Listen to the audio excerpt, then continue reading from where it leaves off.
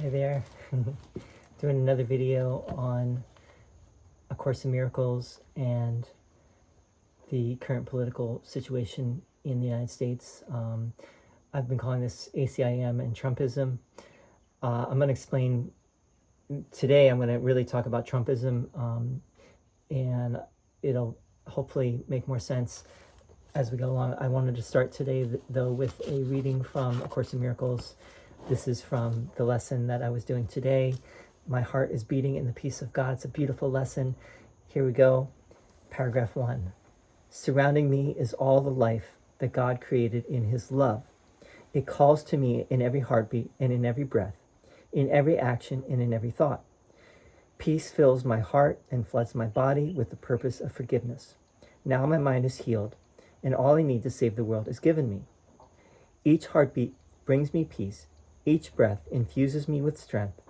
I am a messenger of God, directed by his voice, sustained by him in love, and held forever quiet and at peace within his loving arms.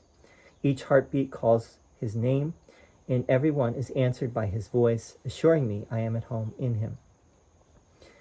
Paragraph 2, let me attend your answer, not my own. Father, my heart is beating in the peace, the heart of love created. It is there and only there that I can be at home. And one thing I was saying when talking about it is what is God's answer? Right? Let me attend your answer. Let me listen to your answer. What is God's answer? God's answer for the Course is the atonement principle, but it's also the Holy Spirit. It's really the same thing, which is that separation from God is impossible. It never happened. Nothing really happened. We are still at home in God. This is all a dream that we are in the process of waking up from. And hallelujah, right? That is the only answer that will stick. That is the only answer that will work. Everything else is just ego fighting ego, basically. And the Course is a call of love to love. So I wanted to preface this talk with that. And just to remind ourselves that, politics really has to take a back seat, even though people make it more important than spirituality. And everyone makes everything more important than spirituality, whereas spirituality really is first and foremost. And if we make it first and foremost, it could change everything. But because we don't make it first and foremost, we don't give it top priority, then we get caught up in the illusion. So part of what I really want to get into is what characterizes illusion. What is illusion?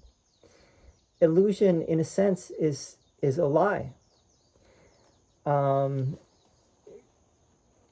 There's a great quote from William Blake. It's not an exact quote, but it's something that he more or less said, which is, don't believe the lie. Right? Don't believe the lie. What is the lie? For the Course, the lie is that we are separate from each other and from God. Right? That is the lie. Anything that tells us that we are is part of that lie.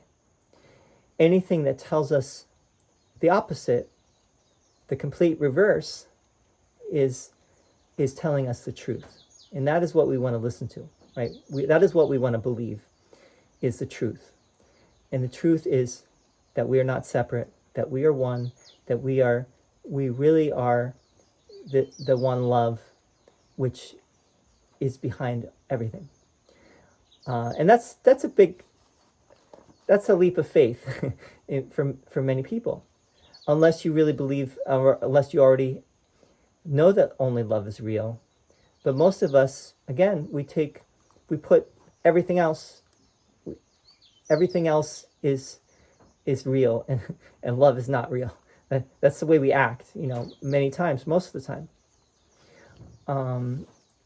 Whenever we get into arguments, whenever we get into debates where we get upset and we attack, we get on the attack, whether in our minds, in our words, in our actions, however it might be, we are basically pushing love away, giving love a shove, saying, I don't want love. I don't want to be at peace. I don't want to be happy.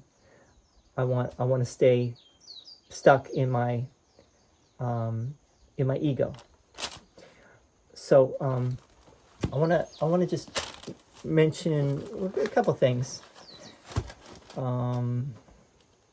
First thing is something that just happened. I was working with a mechanic. He's very good, a car mechanic. He's very good, but he would sometimes get angry at me and put me down. I didn't take it personally, and I didn't let it affect me at all. But I had to make a choice of, am I going to stay with this mechanic? He's very good. He, when he's calm, he's very reasonable. He's very, yeah. But then he goes berserk sometimes. Puts you down, makes you feel less than, makes you feel. So I had to make a choice. Am I going to stay with this guy? Because there are other mechanics. I don't have to stay with this particular mechanic. Although he is very good, he might be one of the best. And I think he knows that, and that's why I think he feels maybe that he can get away with treating people that way. Now, on the other hand, total forgiveness, how all of us have things that we can't really change too easily about ourselves. And people want us to change, and they probably keep telling you, you got to change, you got to change, you got to change. And I think what the Course is saying is you don't actually have to change. What you have to bring to it is forgiveness. So bringing forgiveness to this thing with this other guy, with this mechanic, I see that, I see him for what he really is, the loving self that he really is. On the other hand, do I stay with him and condone what he's doing? Or do I, and maybe I can also, maybe there's a middle ground where I can talk to him about it and say, listen, I want to stay with you, but I really cannot, I do not appreciate, and I cannot support the way that you sometimes treat me. Now, I did confront him with that, not face-to-face, but through text. I really should have done it face-to-face, but I did it through text, where I said, you're a great mechanic. I appreciate what you do, but I cannot support how you have been sometimes treating me. And he came back in a very, I would say, abusive text to me. And that was the point which I said, I thank you for all your help, but I'm done here. You're doing exactly what I'm saying, right? So, first of all, forgiveness does not mean being forgiving of someone does not mean to be taken advantage of. That you let someone take advantage of you, or you let someone treat you less than, right? That's not true forgiveness. True forgiveness is really only in your mind. Is where you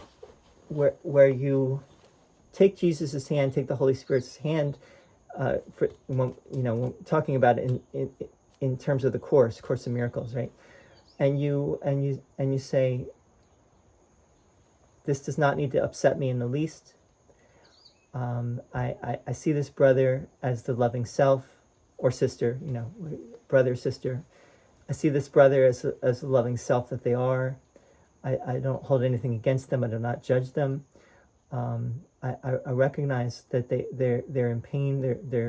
They're acting out of their own pain and suffering, and but I also, out of my own self-love and self-respect, I don't want to be treated that way. And if that's going to keep happening, I mean, I could have stayed with him if I was really maybe complete forgiveness. I could have stayed with him and not, him do that and shine, maybe that would be an even higher way to deal with it is like I keep working with him because I've had car problems, right? Maybe this is all happening for this reason, to bring the light to it.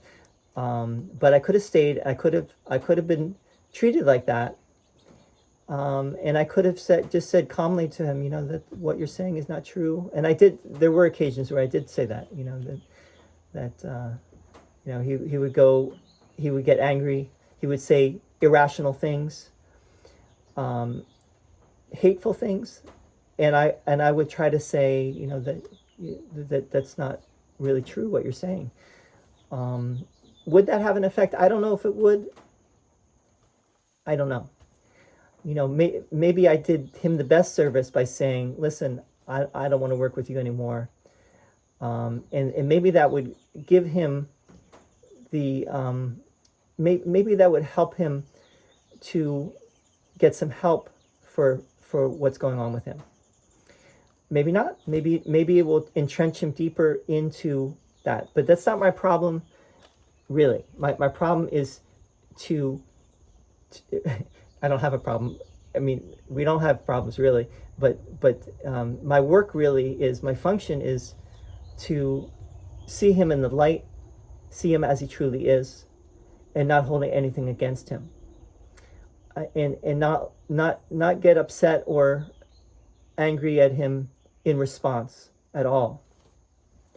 Not to put myself above him also in doing that. And I think maybe that's part of it, is that people, when they get angry, they sometimes want you to also be upset. And that makes them even more upset. This is a long talk.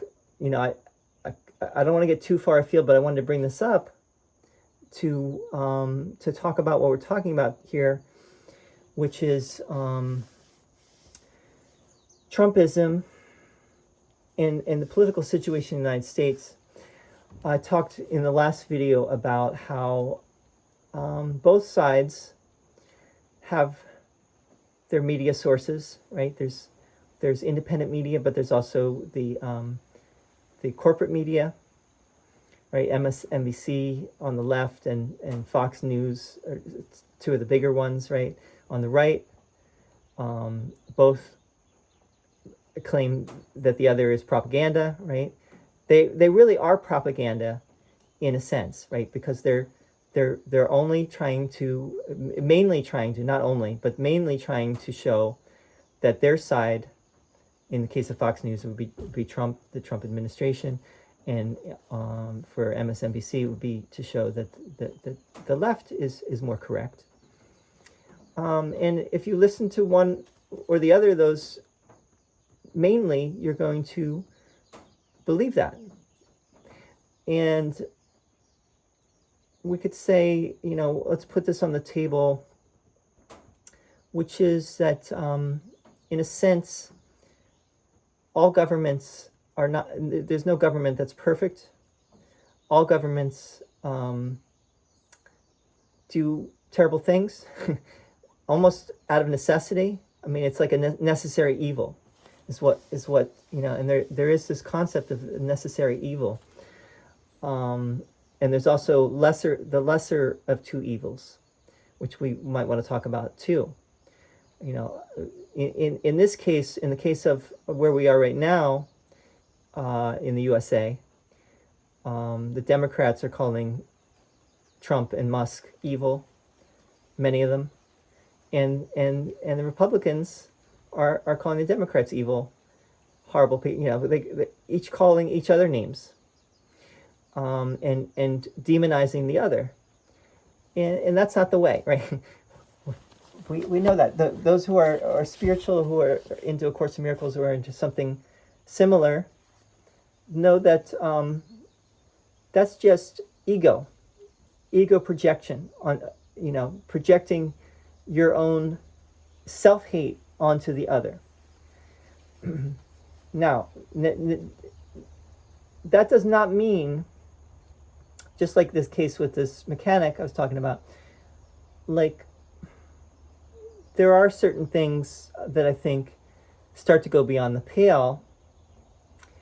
Well, all right, let me put it this way. So when I wrote this to this guy, what I said to him, I tried to say to him, you're great at what you do. I appreciate you. I'm thankful. But I can't support the treatment that you've been giving toward, showing me. Now, he could have said, what he could have said was, I apologize. I'm sorry for those times where I erupted in anger at you or made you feel that way. That would be getting closer to the loving response. Not that I was asking for him to apologize. I didn't say you should apologize. That's ego too. You need to apologize. You need to be more grateful. I was like J.D. Vance, with Zelensky. You need to be grateful for what we're doing, right? That is not that is ego, right? Love does not command or demand. Love does not, say you must be grateful for me, or you must be thankful, or you must whatever. But anyway, let's take what happened with just happened with this Signal chat, right? It's called Signalgate. They're calling it Signalgate. Now, I understand why the left is making such a big deal about it, because what Hegseth and the others could have done was to take more responsibility and not lie, which they did lie about what was in those, what happened there. And that would have been the right thing to do, is to take responsibility, to own it, to say, yes, we did make a mistake. And there were, this was a big mistake. And this could have, this is not something we ever want to do again. I think they did say that. But the fact that they tried to cover it up, they tried to lie about it. Now, don't we all do that? Haven't we all done that? So that's why we also don't want to make that big a deal about it. And in an ideal world, we wouldn't. But I think the way the left looks at it is, now, if this had been a Democratic president or Democratic administration cabinet that did this, you guys would be raging. You would have demanded that we fire some of the cabinet members, the principals involved, etc. So we need to make a big thing about this, because it's all crazy when you look at it from a larger perspective, because it's just fighting, and the fighting never ends. On the other hand, I think those who are wise will learn the lessons of all this, and I think one of the most important lesson is that you take responsibility and you own when you make a mistake, right? That is just very, that's what what the Course says. You have to be honest, right? You have to be able to be honest about your choices, right? You have to own up to what's happening, and ultimately it's all an inside job. It's all happening within yourself. It doesn't depend on anything outside of yourself. But on the other hand, everyone is a mirror for everyone else. So if your brother is mirroring back to you, that if your brother is coming at you with not love, but with some kind of attack, you have to also recognize that is there to help you to get beyond the attack in your own mind, right? To get beyond the judgment, to get beyond, to transcend or dissolve the ego mind within yourself. And everything is there to help you to do that. If you have eyes to see that, then everything is helping you to do that. So this has already been 20 minutes. I hope this is not too long. Maybe let's go 10 more minutes.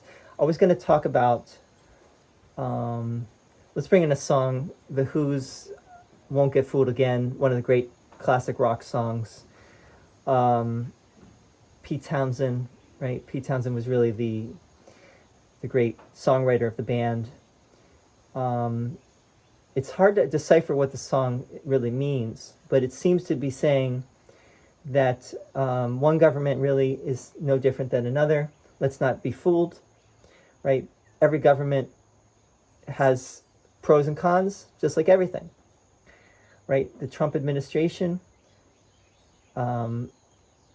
this is where we get into why we're even talking about this, which is that is it that the Trump administration is doing more harm than good, and do we need to do something about it? Do we need to protest? Do we need to resist? Do we need to try to get do a big push for Trump to be impeached? On that note, I don't know. Ultimately, we don't know what is the best. We don't know. But it does appear to be that, as I've been saying in these videos, that there's a lot of lies there, coming from the Trump administration, starting with Donald Trump, who really, to all appearances, he lies a lot, right? He's deceitful. He is, he speaks in a very bullying way and a very insensitive way to a lot of people. He calls them bad names. He calls them, he writes people off very quickly. In a sense, what we can get from Donald Trump in many ways is what ego looks like, right? The embodiment of ego. Now that's a strong statement from me, but there's a lot of ego there, and I think we want to have leaders that embody more and more love, right? And also universal human values and universal spiritual values. And I really don't think that Trump does, and I think that because Trump doesn't, his administration is going to reflect that, and that's what we're seeing. And so I wrote something that I tried to take the letters of Trumpism and what is an ism? Ism is a belief in something. I'm going to go rather quickly, and I'm just going to go through this. I'm going to also post this in the description if you want to read it.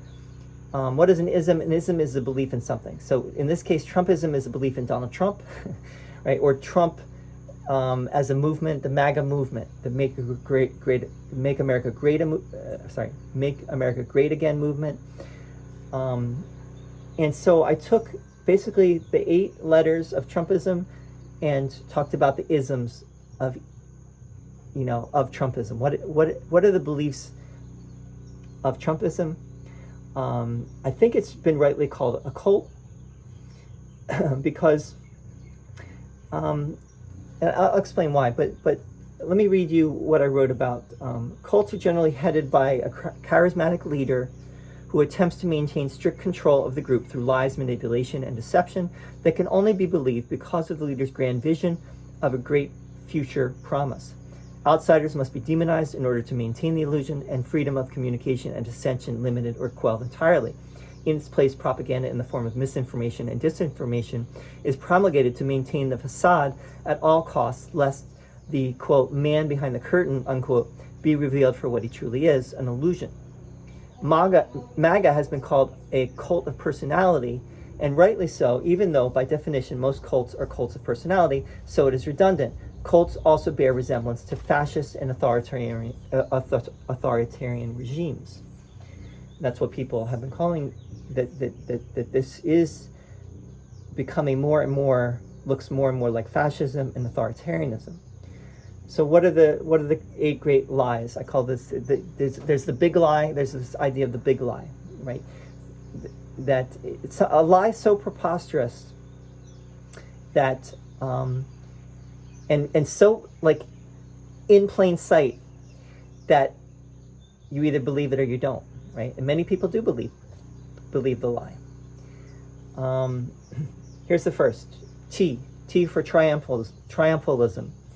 Triumphalism, the lie that Trump was chosen by God and that he alone can save America and will triumph over the evil that is liberalism and the Democratic Party. So many people think that Trump is a God-given, almost like a king, the divine right of kings. He's like a given this role by God. And God saved his life. When he got shot, God saved his life because he had to lead the country. And some people really believe that. And I think there is something behind the fact that he did get shot, and the shot missed, for sure. That does not necessarily mean that God chose Trump to be the leader of the United States and the leader of the free world. I would not say that is a correct inference. Next one is rightism, the lie that Trump has been right about everything. That's one of the slogans, that Trump was right about everything, right? And that the right is right and the left is sinister, right? Because the left, what does the word left mean? Left means sinister in Latin. I mean, sinister means, sorry. Left is sinister in Latin. Or the word sinister is left in Latin, right? The word sinister is a Latin word meaning left. And we have the word right and we have righteous. So the right is righteous, the left is left out. They're sinister, they're demonic, they're wrong, right? There's right and wrong, right? Right and left, right and wrong. Left is wrong. And this is also not correct. This is just, but this is, I can see how people might see it this way, right? Whoa, we are right. We're on the right. We're right. Trump is right. Trump was right about everything. That's come on. That's hyperbole at best. I would say it's more correct to say Trump has lied about everything. Right? I think he's one of the great liars. But that's just my my perception. But it's a shared perception by many people, and he's been fact checked. Many apparently in his first administration it was like 32,000 lies when they fact checked him over the course of the 4 years of his first administration. 32,000 lies. I don't know if anyone has kept a tally, so I'm sure someone has, of this term, but that was TR, right? We had triumphalism, rightism, utopianism, the lie that Trump's presidency will somehow usher in a golden age. This is his rhetoric for America and the world, that Trump is going to usher in a golden age on Earth, and for the United States, but mainly for the United States. I think most utopias do not work out, right? I don't think any utopia has ever really worked out on planet Earth. Let's get to the next one, moneyism, the lie that Trump is a master dealmaker, that money is king, and that the USA would best be run like a business or a big corporation.